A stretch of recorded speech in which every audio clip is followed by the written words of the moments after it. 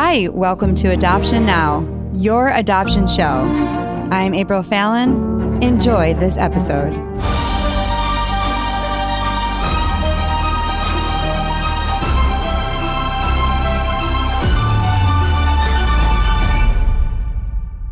Welcome to Adoption Now, your adoption show. I'm your host, April Fallon, and Noah is here with me. Hey, Noah. Hey. I'm always excited when you're on the show, and I know you are too. I always am. And you've done 2 shows right in a row. I think this is the second time ever. Hey, everybody, I want to say thanks for your support for Adoption Now nonprofit and for those of you who have joined us in prayer every Wednesday night on Adoption Now Warriors. We love that group. It is so fun to see your faces. It's so great to connect with you personally. That's what we love the most. We love these interviews and the days that we get to be in studio and connect with a family who is telling their story or a birth parent or an adoptee is awesome. But the group, we get to see so many people at once and pray for you, which is totally our hearts. No, we love it. We love the ability to go really into your story because a lot of times, especially just through podcast, you get some idea of what's happening. And sometimes we feel like we can't do anything to help because we've literally reached all over the world at this point. And so one of the best, most practical ways that we've been able to help is through prayer. And it's exciting to watch it grow and more people join. So definitely something we'd encourage all of our listeners that would want to join us on Wednesday nights, please do. Okay, so for those of you who are wondering, is adoption always this hard? Every story you tell is like completely difficult and tragic.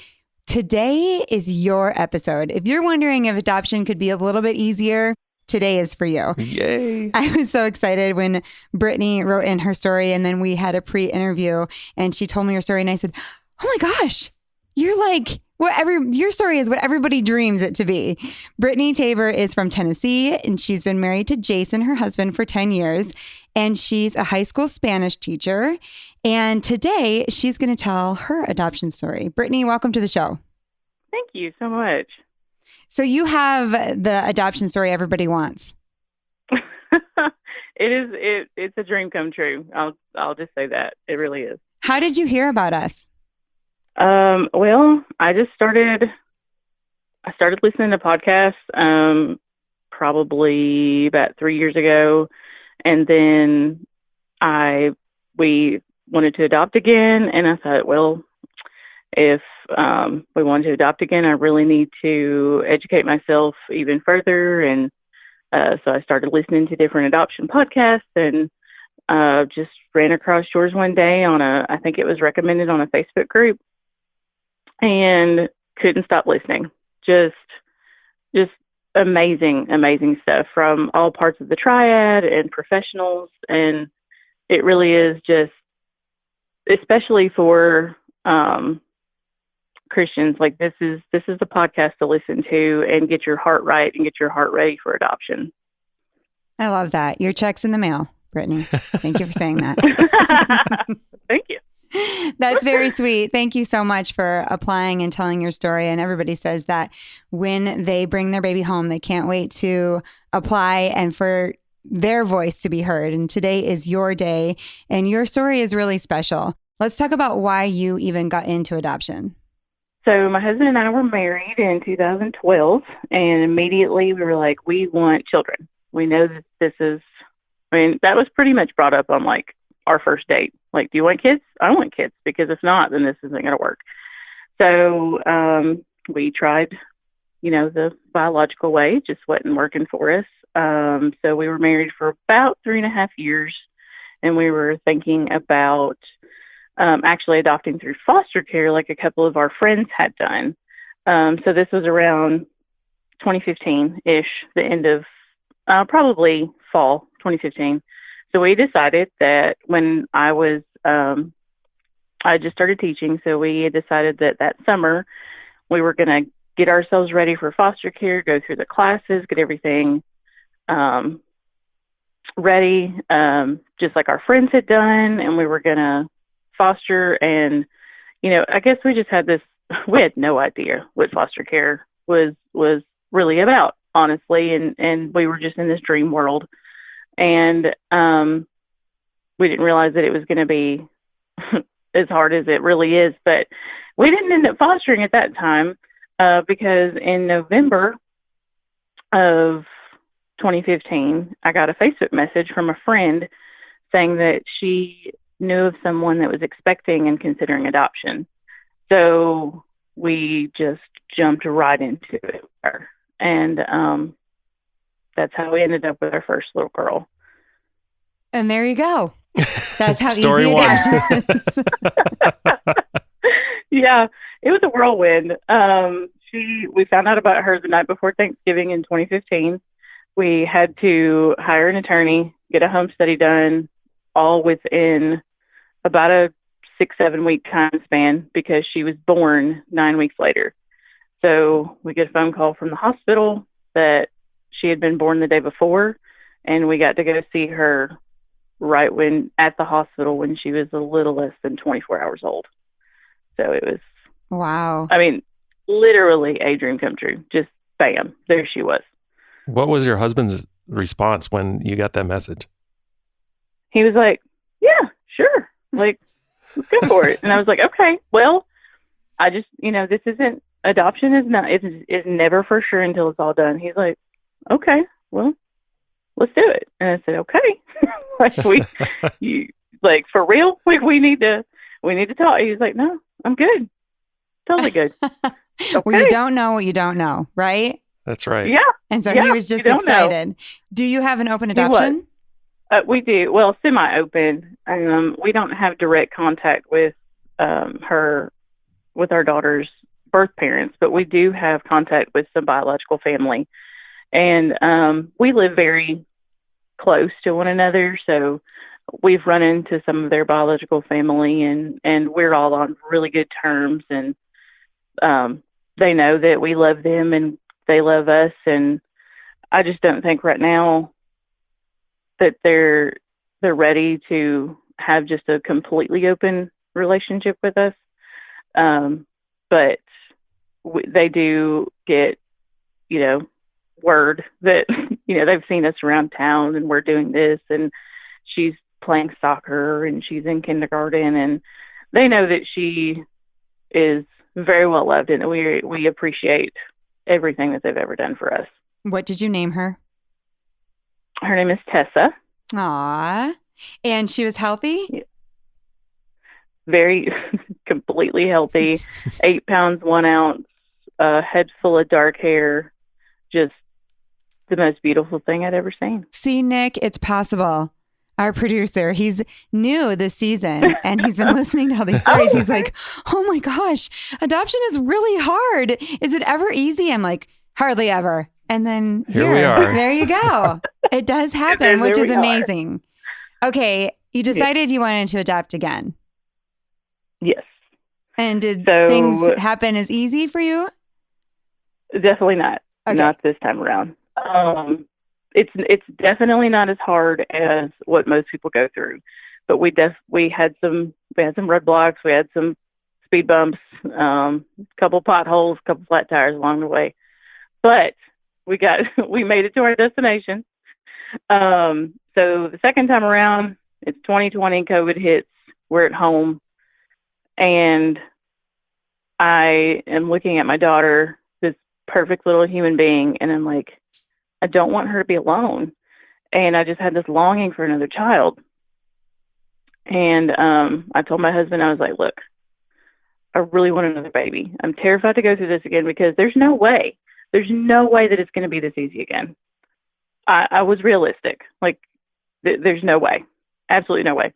So he was like, okay, well, I'm fine with it. So we, actually, he bought me a puppy first. Oh. So that is the best strategy a man can ever have. Yeah.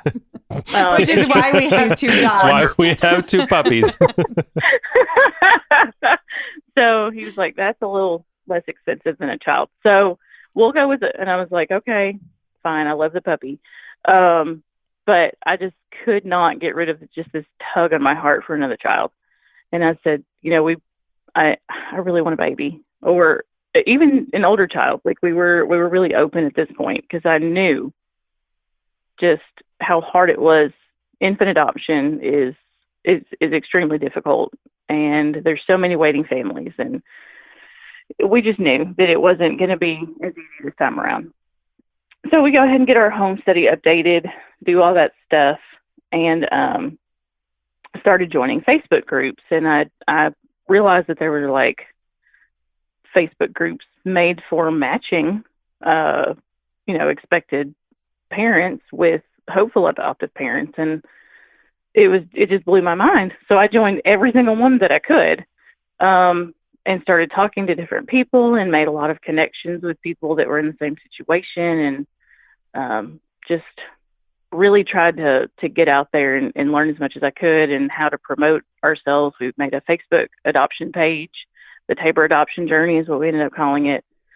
And just, promoting ourselves to our friends and family. We had like Share It Sundays where I would put a post and all of our friends and family would share it, and then their friends and family would share it, and just to get our names out there, because we knew that an agency adoption was probably going to be out of our budget. Where I'm a teacher, my husband works on, he's an HVAC mechanic, so he does heating and air.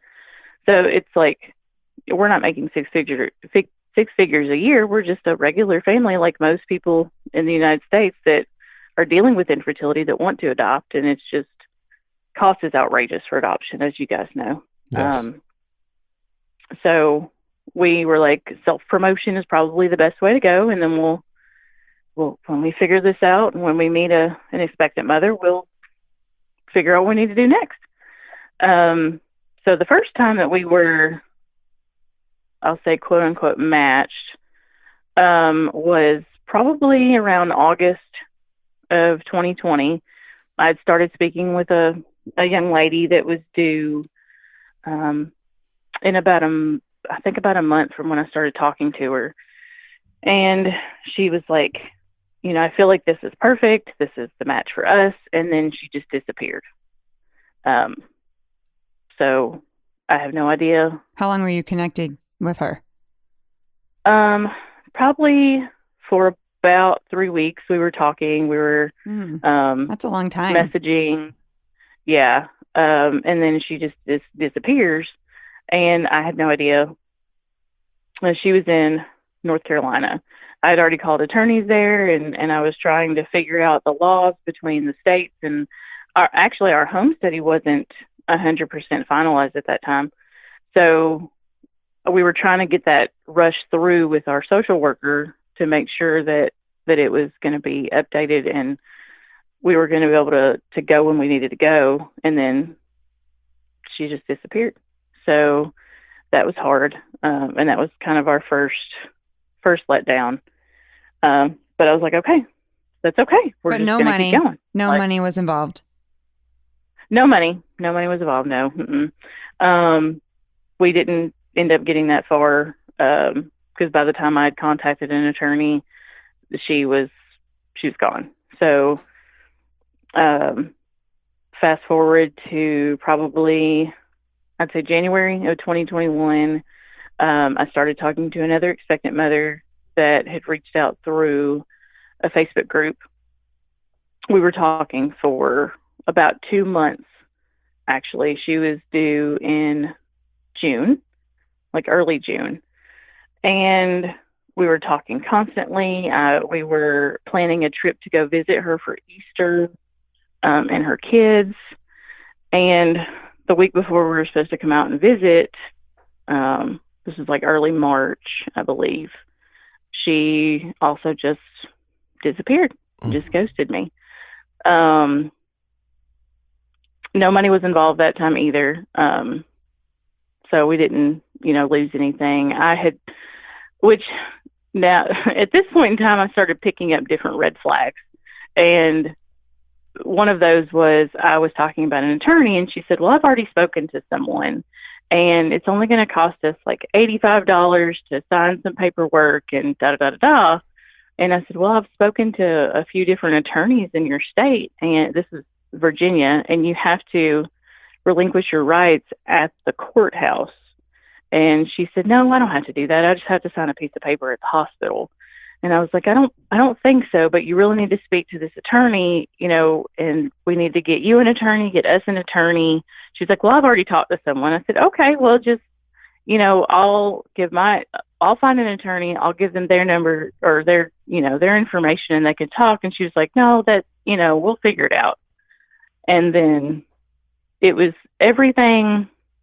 I feel like this woman just really needed someone to talk to and someone to just love on her. And she had a lot going on in her life. At the time, she had 9 children. Oh, wow. What? And she was, yeah. Was she a real person? She was. Yeah. I think one of the reasons that these were like easy, quote unquote, stories is that's so gracious to even say that, especially after somebody already ghosted you. Now you're on to birth mom number 2 after 2 months of talking. And you're still gracious enough to just say, I think she just needed somebody to talk to. Like, I'd be like, what are you doing? Well, she didn't take money. No, I know, but that's a lot of time and commitment. I know. And I said on another show too, is that emotional support is a type of currency for you and for her, right? You're giving up your time and talking to her, and she's just absorbing all of that, and she's getting something out of it. And 2 months is a really long time. I mean, 2 weeks is a long time to be in somebody's crazy story. And is this our friend that somebody else had talked about too? Is this No. Oh, this is not the famous scammer. There's a famous scammer There's involved? a famous No, I haven't got to her scammer. yet. Yeah. Yeah. Yeah. Okay, but so actually 2 down. Oh, go ahead. Yeah, 2. Yeah. But actually, I had posted, so there is a Facebook group where you can go on, and I think it's called Ending Adoption Scamming or something of that thing. So you can go in there and put like a first name, last initial, and just put like due diligence. So if anyone else has been speaking to this person, you can kind of compare notes. Like, so I posted this person's name. I'm not gonna put her out there because I really just do think, because she did have a baby in June. She chose to parent, which is wonderful. That she has that baby. She still, she loves him. I've seen her post pictures of him on Facebook, which that was hard to see at first, but now it's okay. I'm in a better place now. Oh yeah, I do see ending adoption scams. That's interesting. Good to know. Good to know. Okay, so you cared about her and you didn't have ill feelings against her, and she just chose to parent. She was pregnant. You didn't think that she was scamming you per se. No, I don't think so. Because I had posted her name on there just to see, and someone else had reached out and had kind of the similar story. Like it just felt like she was in crisis and that she just needed someone to listen to her. And every other day it felt like something was going on in her life that was just traumatic. Mm-hmm. So I really honestly just feel like she needed someone to love on her. And I still to this day just pray for her and her mental health and her well-being, because she deserves that. So. See, Noah, Brittany is a sweetie. I know. That's what I'm saying. Okay, talk to us about the famous scammer. Okay, so Gabby, she's actually been on, I think she's on Dr. Phil. Dr. Phil. We just talked about this. So if you've been listening to the episodes, you've heard Gabby on our other, another family got scammed. And she went on Dr. Phil as like a professional scammer, but is still doing it because the girl who got scammed after she was on Dr. Phil. Yeah. Yeah, she's still at it. At it. Apparently she has a lot of issues, and apparently yeah. And she has nothing else to do in her life. She can't work.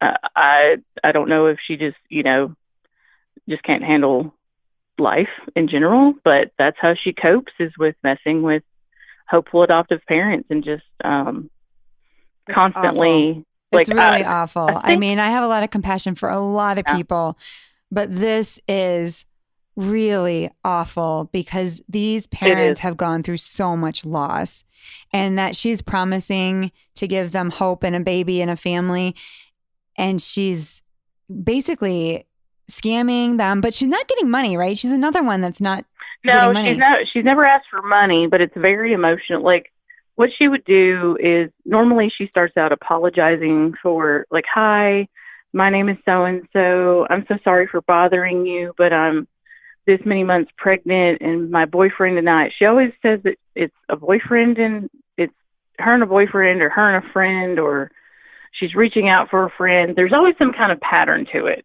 And then she apologizes at first. She gives way too much information in the beginning. And then when you start talking to her, she kind of goes along with you for a little bit. And then she'll just start like degrading you and telling you that you deserve to be infertile and you don't deserve to have children. But yeah, she does that. Like if you call her out, like, I don't, I would like for you to do this, or can we FaceTime? Can we do this? And she's like, you know what? If you don't trust me, you don't deserve to be a parent. You deserve to, you don't deserve to have a child. And I would never love you if I was your child. I mean, just, and it really, it really says a lot about her and how much she's hurting. And I don't know why she's doing this, but she just wants to hurt other people too. Oh, that's terrible. It's pretty bad. How long did you go on that journey with her? Well, by this time, I feel like I'd been doing this for a few months and I'd had so many different connections with people who had dealt with her that you can kind of tell right away. So maybe within a few text messages or a few hours, I would figure out like, okay, this doesn't seem right. And then I would, post this name or in her initial in the adoption scam Facebook page, and somebody would say, "Oh yeah, that's Gabby. I just talked to her." Oh no. So then we would just block her and move on. And but she would have like multiple aliases that she would go with, so that. Oh yeah, yeah. Oh, I mean, she'll just create Instagram after Instagram or Facebook page after Facebook page and make up. She'll get real people's information that are expecting, post their sonograms, post their pictures, their pregnancy pictures, post. I mean, she'll steal all of their information and say that she's considering adoption and like makes it really believable. And then somebody blocks her and she'll just make another one. That is awful. But now you're professional because you've gone through 3. Now you're like, I know a scammer. I'm not going to go through his long journey with you. Yeah. Well, there's still more. So. Okay. We haven't got to the good part yet. So there's another one. So right after I stopped talking to the one, that was probably in March, the one in Virginia. Then I started talking to someone else that a friend had kind of connected me to. She was in New Jersey. So we started talking and she was like, "I believe that God has led you to us and this is great." And I was like, "Okay, well, let's FaceTime." So we spoke for a few days and we said, we're going to FaceTime. Doesn't FaceTime. So I'm like, okay. Then she said something about taking her little boy to the ER. And I was like, "Oh, that's terrible. Let's set up another time to FaceTime." Doesn't FaceTime with me. She's like, "Hey, I'm getting the kids out of the bath. We'll FaceTime later." So she just kept putting me off. So that was another thing. And then she just disappeared again. So that one was only about a week or so that we spoke to her, maybe a little bit longer. But yeah, that was probably towards the end of, that was about mid-April, I think. Okay. At this point, is your husband like not thrilled about all this? He's definitely not having the same response he did the first time. He's like, "All right, let's just go with it." He's probably like... I mean, I was pretty upset, that this was happening again, and he would console me, and then he would be like, just it'll happen. It's supposed to happen. And he's like, "This is why I bought you a puppy." Right, pretty much. Like, don't you love our kid and our new puppy? She's cute. And I was like, "Yeah, I know she's cute." But so I feel like he was always very emotionally stable, and that's what I needed at that time. And he was very realistic. He's like, "You know what? If when it comes down to it, if it happens, it happens. And I'm happy with the way our life is. I love our daughter. I love you. If we have another kid, then we have another kid." And that's just kind of how he approached it every time. So whether he was, crying on the way to work or not, I don't know. But that was me. Noah's going to call him later, find out the real story. Jason, were you crying? But no, I know it was hard for him to see me. Yeah. Go through these different heartbreaks again and again and again and again. So the night that the New Jersey expectant mother, which I honestly don't believe that she was pregnant. I think she was just another emotional scammer. The night that she ghosted me, I decided to go back into those matching Facebook groups, post a picture of our little family, a little blurb about us again, post it, and put us back out there. And that night, I got a text from our second daughter's birth mother on our Google Voice number. I had set up a Google Voice number specifically for this. And then we were texting for probably a couple of hours. My husband was asleep. I'm trying not to wake him up because I don't even know if this is real yet. And she's like, within 2 hours, she's like, "Are you interested in adopting my baby?" And I was like, "Absolutely. I'm just, I would like to do, go on this journey with you. And if that's what you decide." She's like, "No, this is what I want. I want you." I'm like, "Okay, we need to get hold of an attorney." So as soon as I say that, I'm expecting her to just stop talking to me, but she keeps going. And I was like, "Okay, this is good." So I call a couple of different attorneys. She actually asked, "Can I give them your number so they can call you and talk to you and see which one, you would like to work with?" And she's like, "Sure." They call her. She talks to them. She chooses the one that she wants to work with.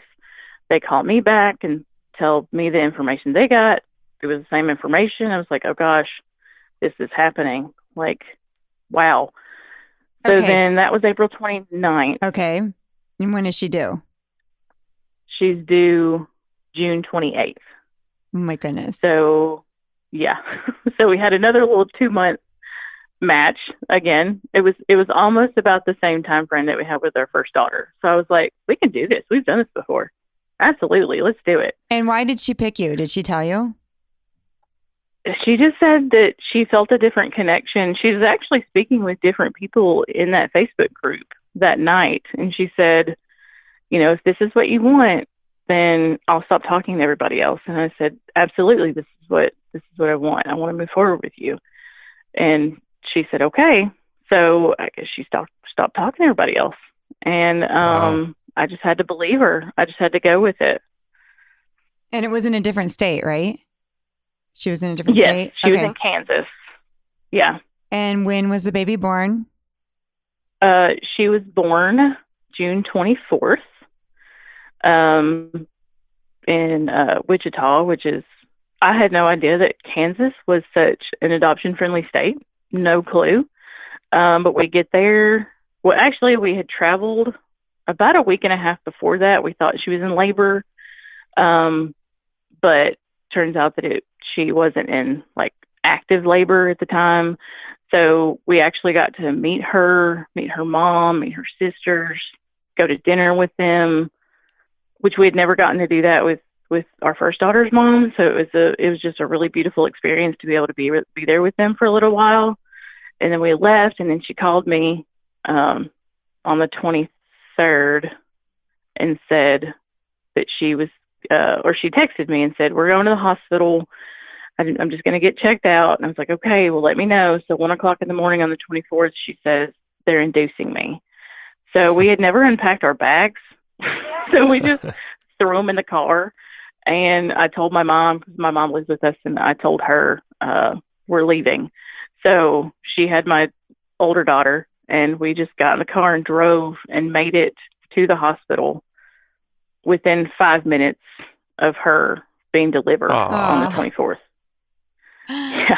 So, that was something.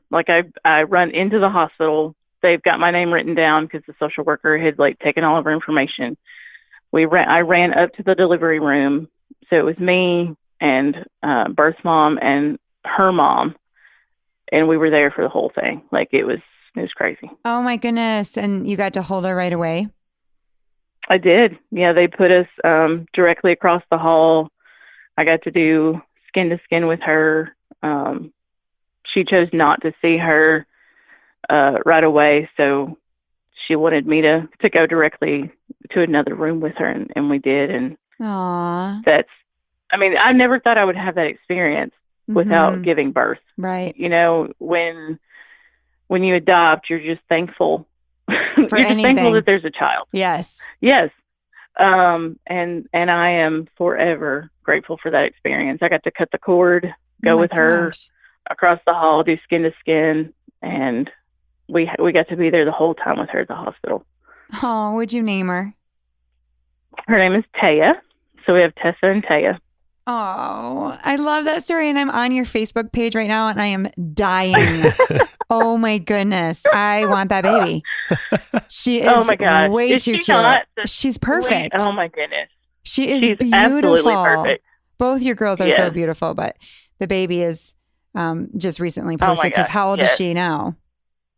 She's 9 months old now. Oh. And by the time this gets released, she's going to be a year, probably closer to a year. She is so perfect. Yeah. And how long did you have to wait in Kansas? Did you have to do, obviously, ICPC? Yeah, we had to do ICPC. So we were discharged from the hospital after about 3 days. And we stayed in a hotel for 2 nights and then went back to her first pediatrician appointment. And then we were actually heading closer to the the Kansas-Missouri border, and we were going to stay there until we cleared ICPC. But on our way to the next hotel, they called us. So, gosh, she was born on Thursday, and I think this was like Monday. They called us and said, "You're cleared." And we were like, "No way." This is like the perfect. I told you. We were just in shock. We were actually at a restaurant eating lunch. We had stopped to eat on our way to the next hotel. So she said, "Yeah, you just got cleared."